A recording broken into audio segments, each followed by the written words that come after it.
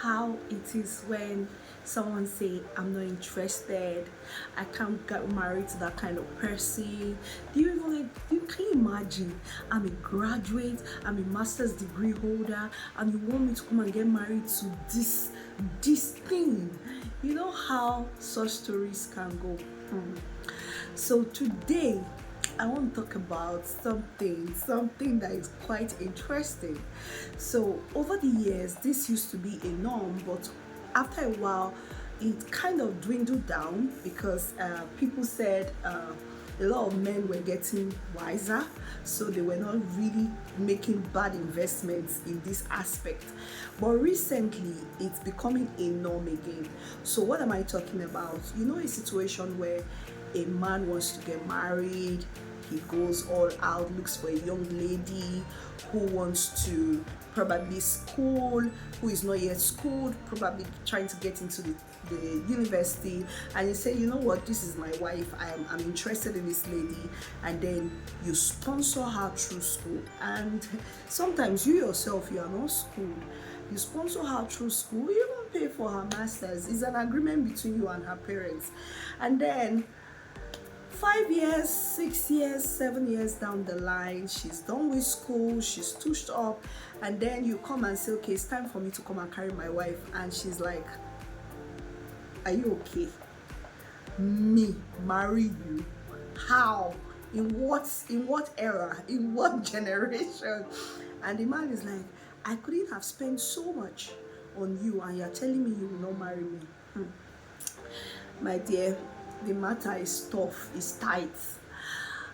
Looking at such situations, sometimes you want to say, oh, the lady is greedy. At some other times you want to say, why is the man so stupid? And it's easy to just stand outside and judge on both ends. But truly today, I want to try and create a balance in the best way that I can, and it's my opinion. On my own part, I feel if you're a man that wants to get married and you feel like, you feel like you've gone all out and you're not seeing anybody, please, the Bible says, he that findeth is not the one that uncle found for you, not the one that parents found for you. He that findeth is still Bible standard. So I feel if you want to get married, you should be finding, not people finding for you. That's number one. Number two, when you find and you find out that the lady is still very young, sometimes I think what really happens most times is that the age gaps is usually very wide. Very wild. You see a man of already in his 40s saying he wants to school a young girl who is barely in her early 20s, and she's going to school for the next 5 years. By the time she's done with her school, he's already in his 50s. And then you are saying you want to come and marry this young girl who has gone through school, she has seen life, she has made friends, and then you just, as far as she's concerned, it's like you are trying to buckle her up, you are trying to trap her destiny. That's all she understands at that time. So I would say on my own, if you really want to marry a young lady who is not schooled and you want to school her, my dear, I think marry first. If the parents will agree, settle down and marry her legally first. Probably do a court wedding. Do a court wedding and all that before she starts schooling. So as she's schooling, she understands that she's already a married woman. Not the one that you are just in one corner, you are sending money to her parents to school her, and then after everything you just show up and say, oh, it's time for me to come and collect you as my property. That sometimes, it's most of the time, doesn't work. Secondly, I feel even if you want to have an arrangement, the lady has to be in agreement, full agreement to what you are doing. It should not be like an arranged thing of, oh, you are meeting with the parents because you know they are less privileged people, they may not be able to school their daughter, and then you are saying, oh, don't worry, I'll school your daughter, and in turn you give me the child to marry. I feel sometimes that looks like child abuse to me. So if you're really a man that wants to marry and you want to go all out to marry from the village, because these things really happen most times when you go and pick a wife from the village, because in your mind she's not exposed, you are the one trying to expose her to the society. So at the end of the day, she should feel grateful for what you've done. So I feel if you want to do that, the lady must be in the know. There must be a sort of agreement, a serious agreement. Now then again, some people will say, oh, but there were issues where there were times where there were serious agreements, and at the end of the day the lady still said, I'm not interested. I don't know. The cases can be very twisted, you know. I'm sorry that it happened to you, but what I would say is that do not train a lady for the purpose of marrying her. Let it not be a yardstick that, okay, I'm training her because I want to marry her. If you want to train a lady, go ahead and train her. Seriously, if you want to train a lady, go ahead, train her, but not let that not be like the, how would I put it, the fee for your marriage. Let that not be like the fee you are using to get married to her, because I've seen very messy situations where the man say, oh, I want to kill somebody, or the woman say, I want to kill somebody. No. If you want to train a lady, train her because you like her. Let it not be like a yardstick to say, okay, because I've trained her, I must marry her. If you cannot train her because you care about her generally, then let it be. Let it be, because we've had too many issues of, oh, she refused to marry me after I've done so much.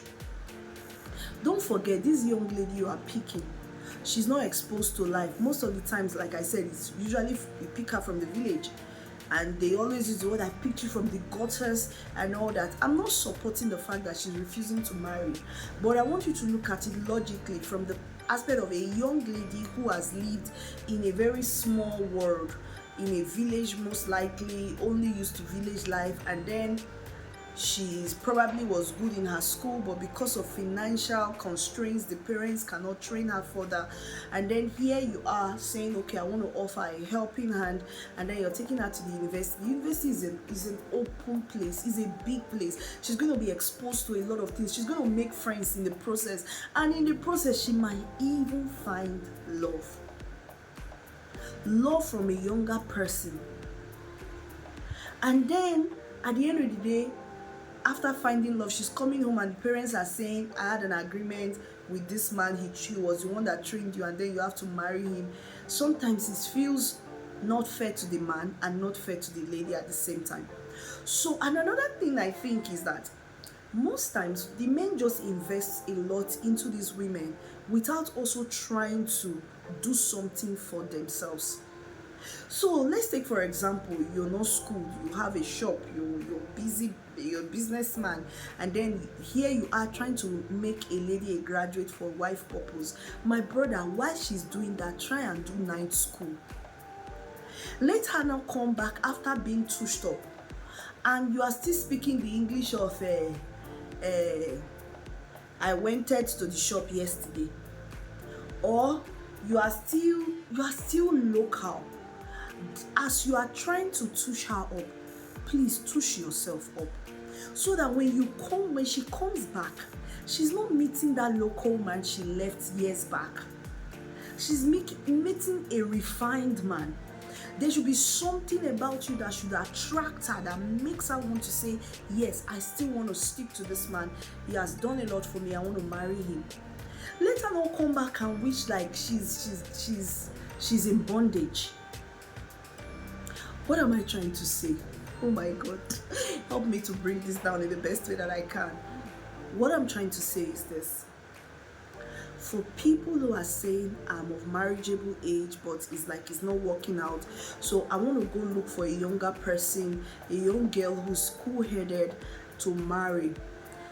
Please, as you do that, don't just pick a young girl that you want to train for the purpose of marriage. You want to school her for the purpose of marriage. As you are schooling her, make sure that whichever degree you are taking her up to, you should be able to match up with her level of intelligence as she's coming back. Gone are those days where you don't school yourself, you just have one big warehouse and you're making money, and then you marry one master's degree student to come and sit with you and be counting money in your shop. Gone are those days. Life has gone beyond that, and I think we can begin to move with trend if we can just move with the life. If we can just metamorphose with life, we'll notice that we'll have less drama in issues like this. As you're schooling her, you're being schooled. She comes back, she's giving you her certificate. Oh, I'm a graduate now. You're also telling her, while you were schooling, I also was doing this.